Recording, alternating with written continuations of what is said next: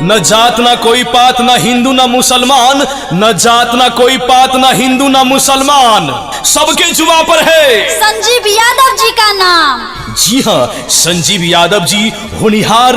जी हाँ, जिला परिषद आप सभी याद रखेंगे माँ दाता माली को इस बार कहीं नहीं। मछली छाप पर बटन दबाना है, संजीव यादव जी को ही जिताना है।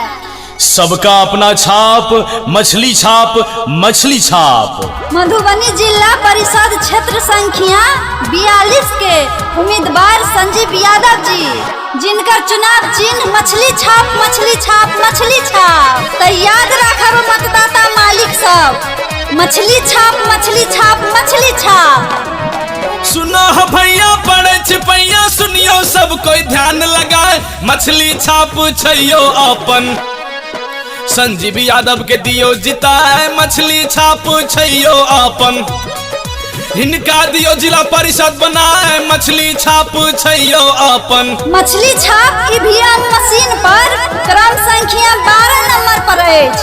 तो याद रखब मतदाता मालिक सब, मछली छाप, मछली छाप, मछली छाप। मछली छाप पर बटन दबाकर संजीव यादव जी के जिताब। अभी सुन रहे हैं संजीव यादव समाज सेवी सैनिक उम्मीदवारियों, एक बेर हिनका पे दया करू सब कोई प्यारियो, एक बेर हिनका पे दया करू। 12 नंबर पर बटन दबाब, संजीव यादव पर दया करू। सभा के न्याय दिलावे वाला, गरीब के हक ले लड़े वाला, जी हाँ, जिला परिषद से अपने सबके उम्मीदवार संजीव यादव जी, जिनकर चुनाव चिन्ह मछली छाप, मछली छाप, मछली छाप। नहीं बिसरब, याद रखब मछली छाप।